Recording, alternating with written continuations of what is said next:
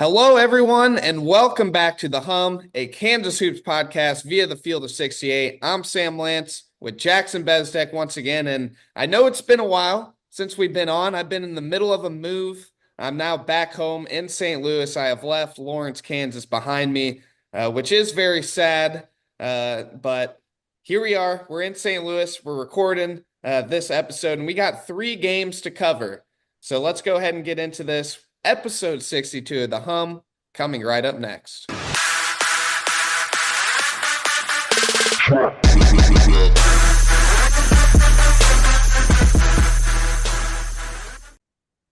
All right, Bez, like I just mentioned, Kansas, 3 games since we've last got on this podcast. UCF, Baylor, and then Iowa State last night. We aren't going to specifically kind of hone into these games, but we'll ask some big picture questions and kind of shortly recap these.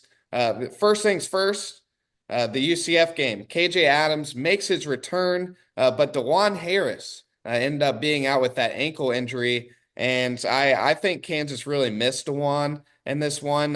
Kansas couldn't hold on to the ball. The offense looked really dysfunctional at times. And then Keyshawn Hall went absolutely nuclear and Allen Fieldhouse for 30-plus points, but Kansas still walking away with a 91-87 win against UCF, even though it wasn't pretty. After beating them by 50-something points, only a narrow victory there. It seems like, it had to happen. UCF wasn't going to get blown out like that twice against Kansas.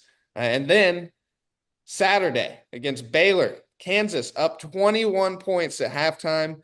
Probably played some of their best basketball of the season before getting outscored 60-30 in the second half. It ended up being the biggest blown lead in program history.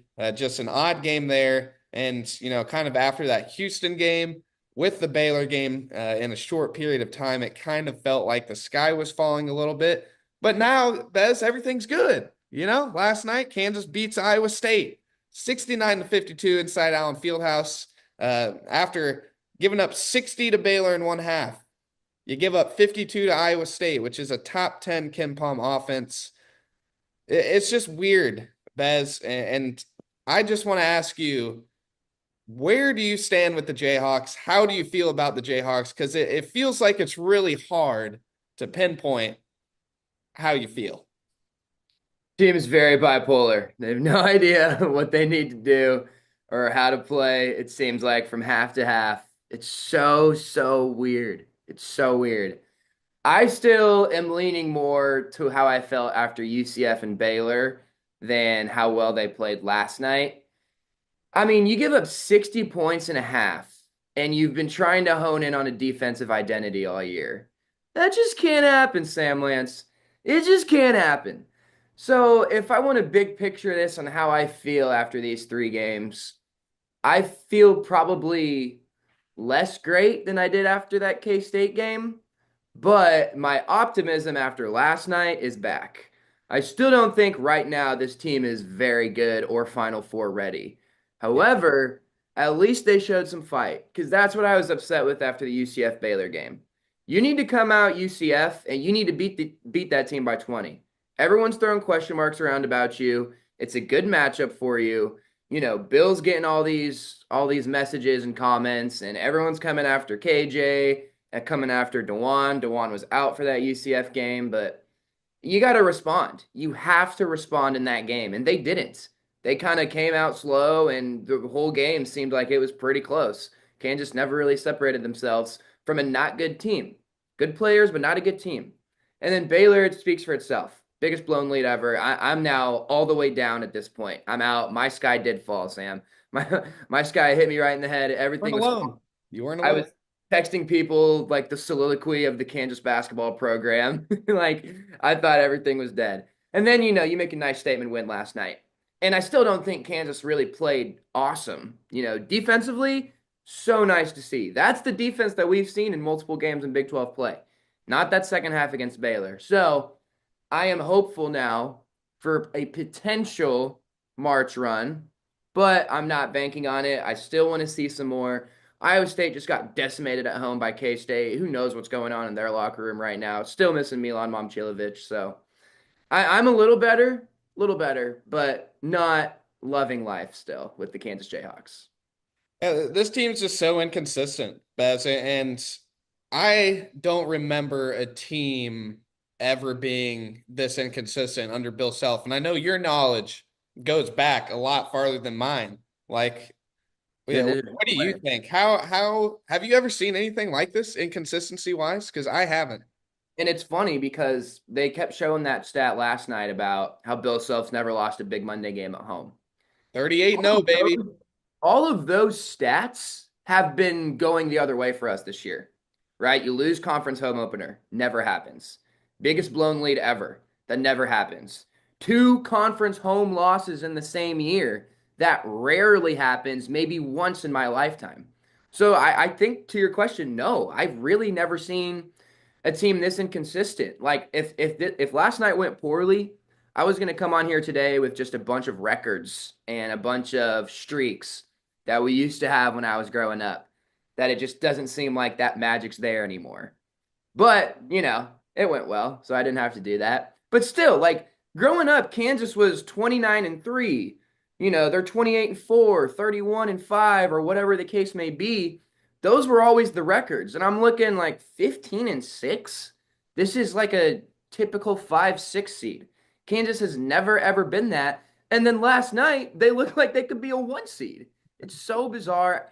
I mean, honestly, last year's the comp, right? Like I've really, really never seen anything like this, and I think that Even last year's team, you pretty much knew what you were getting from game to yeah, game it was the end of less the season. inconsistency and more pull your hair out stuff, right? But I mean, I think it's the core, and we can get into that later if we want to, but it's weird. It's weird. I've never seen it. Yeah, I mean, I still think, as weird as it is to say, because it's February 4th, I still think the pieces are trying to fit together. I mean, I how many agree. different starting lineups has Kansas had this year? Like five or six? How many times in that second half against Baylor did Bill Self try this lineup and that lineup and this lineup and that lineup? Like it seems to me that that part has also been a little inconsistent. And I do think the Iowa State game finally there was some consistency within the rotation. And I think that that starting lineup of Harris, Mayo, Griffin, Adams, and Dickinson, I think it's here to stay, and I think that'll help Kansas out a lot. And you got Flory off the bench for either big spot. You got Shaq Moore off the bench. Afro Shaq Moore, by the way, now Bez. I don't know if you saw that, but you got him for the guard spot to relieve DeJuan Harris, and then you got Store those spot minutes at the wing for Rylan Griffin, and then Diggy can play the one or the two. I mean that's not a bad rotation at all. I just feel like it's been really jumbled, and that's maybe why Kansas has been a little inconsistent. Is because everything's just kind of been all over the place, and it's not easy, with KJ injured for that period of time. Obviously Kansas had to experiment with a lot of different things, but now it's February 4th, and I think this team has kind of figured out, who's going to play. I think Bill Self has figured out who's going to play and win, and now it's just about going out there this last month, heading into March, and just putting it all together.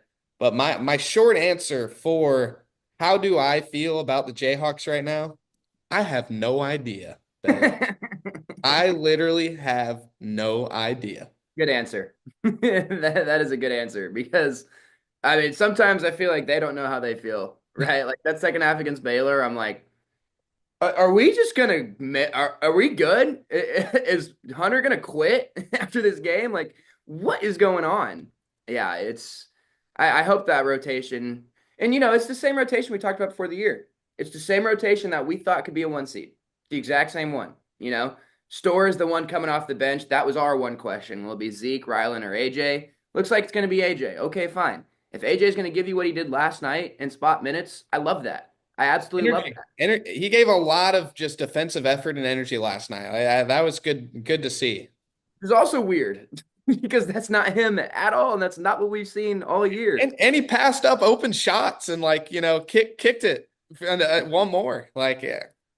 It was so weird. I would still like to see Flory play more. But other than that, I think you're right. I think this is where Bill's going to land. KJ is going to start. We've been saying it all year. Cry all you want. KJ is in the starting lineup when he's healthy. Dewan is in the starting lineup when he's healthy. That will never ever change the rest of the season. So, and I think the other guys have finally come to that too. Like, okay, we transferred in with only three returning players, yet those three players are going to play the most. So now, finally, even though it's taken way too long, they can accept that and say, okay, how am I going to get on the floor in other ways? Because I'm not going to be these three. I'm not. Bill has so much loyalty to them, it's just not going to happen. But what can I do to get on the floor? And Ryland figured it out a couple months ago. AJ seems to be figuring it out now. Flory figured it out a couple weeks ago. Diggy's figuring it out. Like all these guys are figuring out where they can fit in without complaining or getting upset about the fact that KJ is going to start because they've all come to the conclusion, look, KJ is going to start. He will. So you can't hunker down and get all pouty about it. You got to figure out a way to still get minutes. And they've seemed to be coming closer to that. Yeah. I think Kansas is getting close. The pieces are there. It's just a matter of is Kansas going to perform down the stretch here? And we're going to talk about it. Kansas kind of has a pretty favorable schedule down the stretch. I want to ask this, Bez, get some takes on this because I think this was probably one of the biggest moments of the game last night, and it wasn't even something that involved the game itself. The students last night chanting for Flory, chanting "We want Flory" there right at the beginning of the game, and through the TV, like you could hear it very, very loud and clear.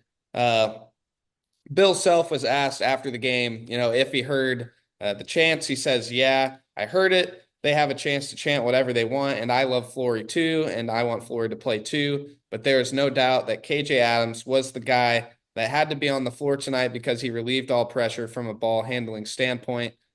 I'll ask you, Bez, what do you think of the "We want Flory" chants from the students? Super interesting. I've never heard that in my life. I went to a game when Ben McLemore was on his academic red shirt before he played the next year. I think I was like 10. And they were chanting, "We want Ben," which is cool because he wasn't allowed to play that year. Bad grades. He was getting them up, and everybody knew how special he was going to be. I think that's the only time outside of like frickin' Tyler Self or T-Han I've ever heard a chant for a specific player. It is weird. It is. I'm not like on the Greg Gurley side of the students need to shut up, even though I can see where he's coming from there. But it's just everyone's too online. Twitter has ruined this fan base, man. Like this would have never happened 6 years ago. No matter how the team schedule, and no matter what was going on, it's just a bunch of burner accounts that think they know better and want to like, yeah, we want Flory, no kidding. But you don't think that you think Bill's stashing Flory on purpose?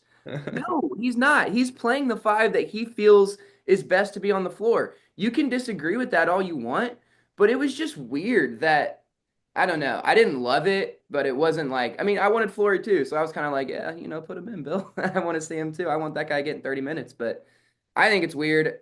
I'm not gonna like don't think it's wrong or anything. Like they can say whatever they want, like Bill said, but it's just weird. Like get offline, guys. Get offline, watch games.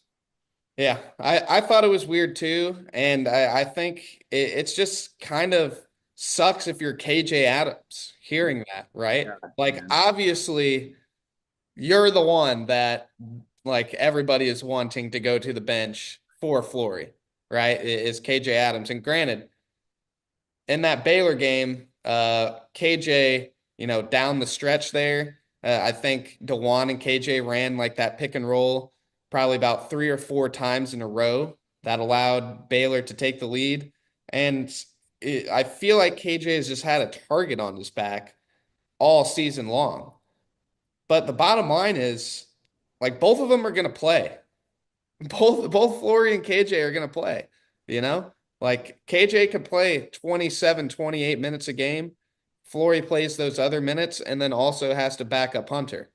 Like both of these dudes are going to play. So yeah, I mean, I thought it was really weird. I thought it was maybe a little unwarranted Yeah, But I do get it at the same time. Like we saw against Houston how insane Flory could be. Now I feel like game to game, it's the consistency thing that we talked about. Is Flory really that good game to game? No, hasn't shown it yet. he's not. He's not. So yeah, very interesting stuff. Very interesting. Yeah, I'm glad we landed on the same page on that. We didn't even talk about that before, but it just kind of rubs you the wrong way because you're right. Like KJ, I've said a lot of things this year about playing for the name on the front and not the back, criticizing the guys making a ton of money who don't seem like they're bringing it and aren't acting like they're making a ton of money. KJ Adams is exempt from all of those forever and ever.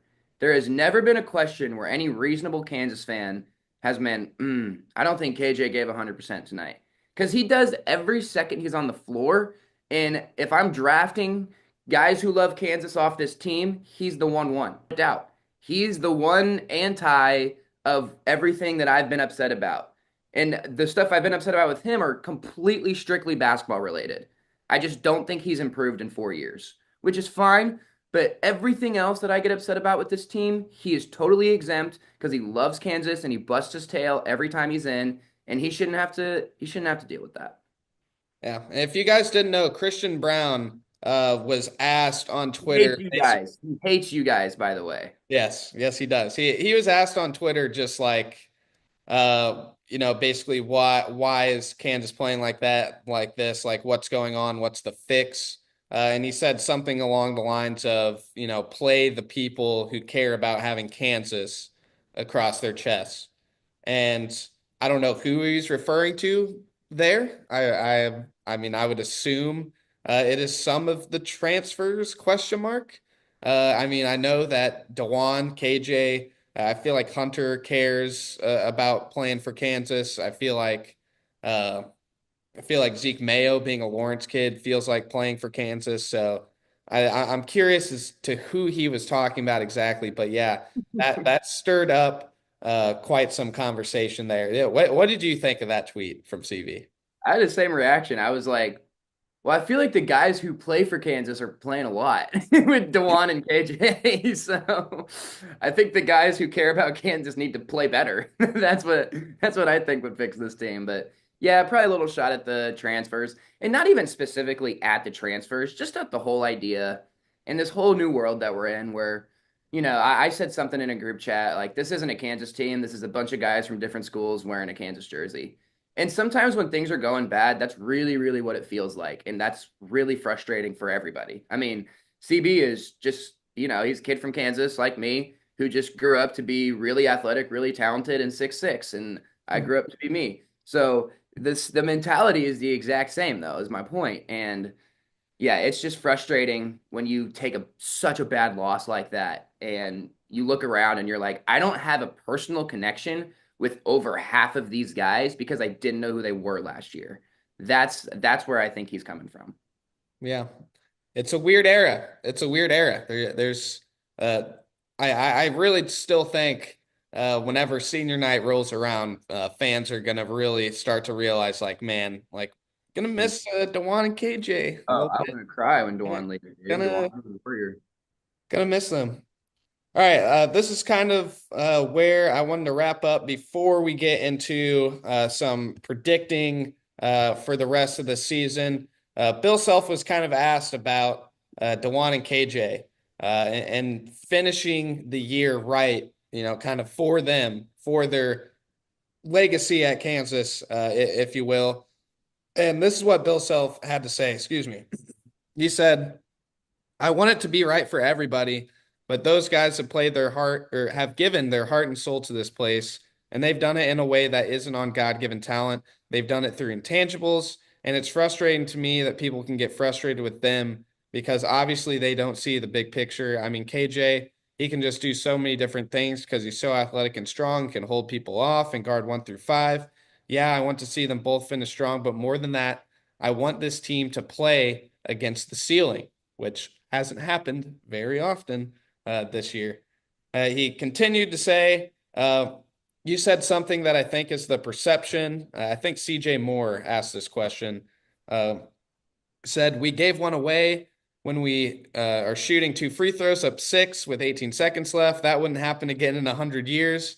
Or Halley's Comet, I guess, is about 88 years. And then the debacle the other day, we played pretty well at times. I'm not going to apologize for how we played against Houston. Basically, it's like our guys were really good.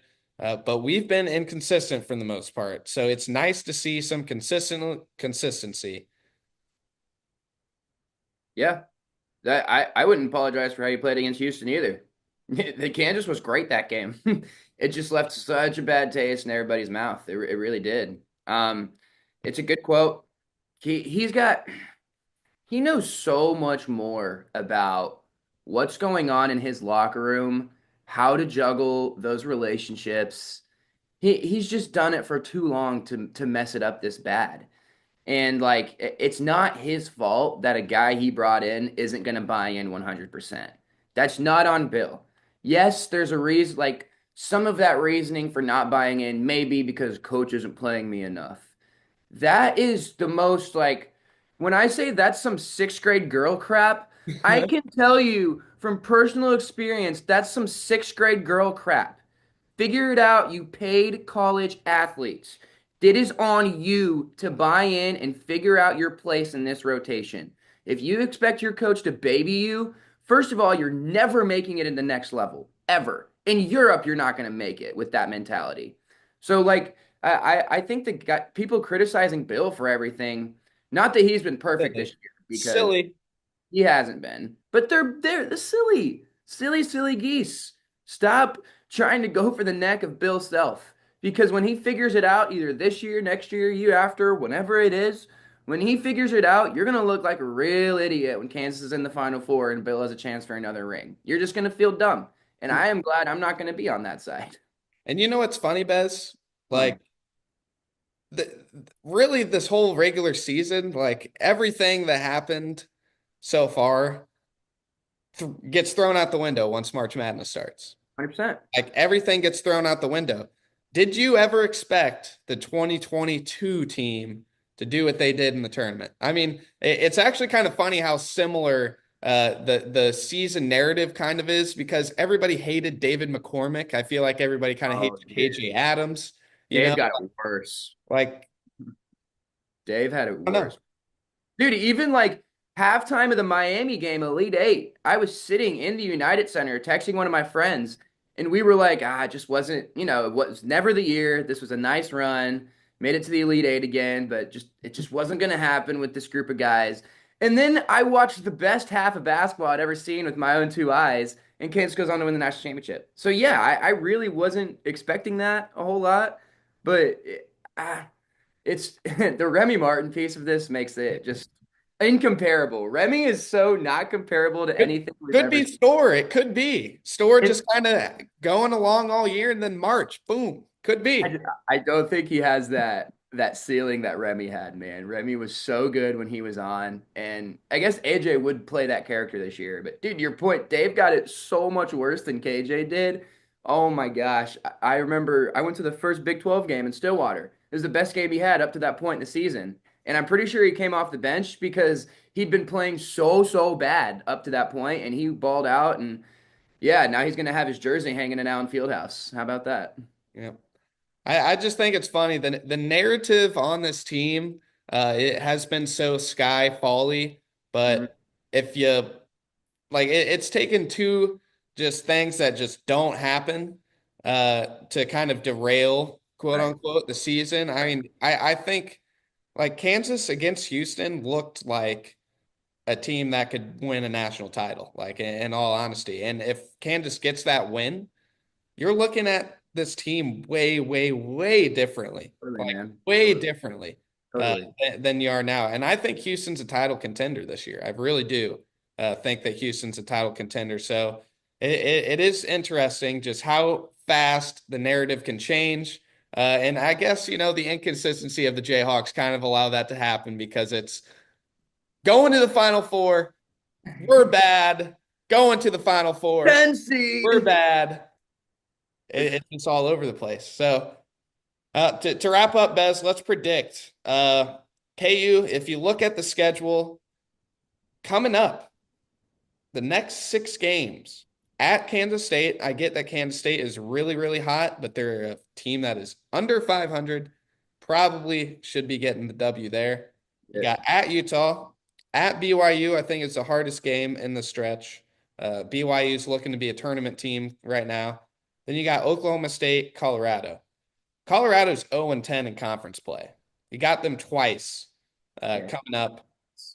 This is the stretch of the bottom of the Big 12 that Kansas has been waiting for.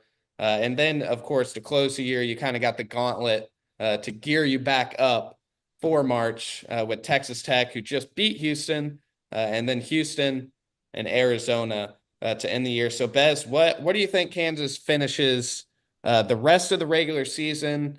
Where do you think overall the record heading into the Big 12 tournament will be? And then we'll talk about March a little bit. There is no sport in America that is more difficult to follow than college basketball. It can be overwhelming. That's where the Field of 68 Daily comes into play. The Daily is your go-to source for injury updates, recruiting news, and transfer portal additions that actually matter. For just $50 a year, get access to the same information that your favorite team's coaching staff is subscribed for. Quality content can be hard to find in the college basketball space. The Daily is here to help you with that. I think we have 2 more Big 12 losses. I've had that BYU game circled since before the season started, man. They have good players. I can't wait until Kansas beats BYU by I 20. know, because I've been Throw so it in your nervous face, about man. it. I've been so nervous about it all year. I just think, they're gonna be in Utah for like a week long. Somebody's gonna get sick. So, like that's what I'm thinking about, like the human aspect of this stuff, of having to stay over there for so long with the elevation and all of this different crap. And BYU, like you said, they are very, very hungry. And I think they're a team when they're at home, they can beat anybody. Like if they were to beat Iowa State or Houston at home, I wouldn't be too surprised, but they don't really have a massive signature win like that. So they're definitely looking for one. Get you a good quad one win against the Jayhawks. They're going to be fired up for that game. And Utah is terrible. That's going to be slow and boring. And the Jayhawks are going to have to get up for BYU. They're going to have to. That end of the season stretch, be shocked if Kansas sweeps through it, but you get out of there 2-1. I think you're really, really happy about your chances. Going to the Big 12 tournament, at least make the semis of that. We're not super big Big 12 tournament success guys. Like it's cool if you win it, but how much does that mean going into March? Not a whole lot unless you're a team that needs it for seeding. I think Kansas gets a 3 seed. I think you would agree with that. I see on this new Google Doc here. I think Kansas gets a 3 seed, and I think the second weekend is now in play. Would not have told you that this after Saturday, but I do think that the second weekend can now get into play. Also because Bill Self needs to get to the second weekend for his own mental Break health. all these dumb streaks. The AP Yeah, #1 yeah. streak. There's another one. I think it was like a certain amount of losses by February that Adam Sullivan tweeted out, and it's first round, second round, first round, second round. With all like I think it was 5+ losses by Gotta get out of February, here. You gotta, something like that. yeah. So 2 streaks that can be broken. You just got to win With 2 that. games against 2 teams that you'll be better than. That it's as simple as that. So 23-8, 3 seed, second weekend run, and then once you get to the Elite Eight, dude, everything's out the window. It's about vibes. It's about who's hot. It's about matchups. That's what matters at that point. So once you make it past that first weekend, anything can happen. I'm gonna stick with Sweet 16 / Elite Eight though for now. I'm gonna go even more positive than you, Bez. Yeah. I'm just the positive slants here today. I'm going 8-1 rest of the regular season. I don't think Kansas is losing until they have to go at Houston. Mhm. I think Kansas maybe loses at Houston or against Texas Tech. I don't see any other loss. I think Kansas is going to go 6-0 these next few games, and then in that final 3, I think Kansas will go 2-1. So that brings it to 24-7 for my record prediction heading into the Big 12 tournament. And then I kind of agree with you. Get to the semifinals, I guess. Even though I would love to see a Kansas Iowa State rematch in the Incredible. finals, because Iowa State brings it It would be every single year. Every single year. Kansas beat them by 17 in Allen. Iowa State beat us by 17 in Hilton. So I kind of want to see that championship game, but I think Kansas is going to be a 3 seed. If you go 24-7 though and win the Big 12 tournament, it could slide you up to a 2. But I think 3 is going to be where they fall, and I'm going with Elite 8. If Kansas plays well, if they start really, really churning here, ain't no reason why they can't make it to San Antonio. No reason why. There's just no reason why they can't. Right? I mean, I can think of a couple reasons, but to your point, there's no reason. You're right. There's no, just do it. Just do it. Just win 4 games. You can win 4 games in a row. I think Kansas is going to be in the Elite 8. This is a top 8 team in the country, in my opinion. So Yeah, I would lean more top 12, top 10, top 12, but in that area, your first 3 games are going to be teams you're favored against and should beat that you're better than. Like, get everything of these past tournaments out of your head of all these dumb losses. Your first 3 games you're going to play in the tournament, you need to win those games. You're going to be favored by at least 3 points in all of them, and you're going to have a better team than all of them. Just do it. yes, indeed. All right.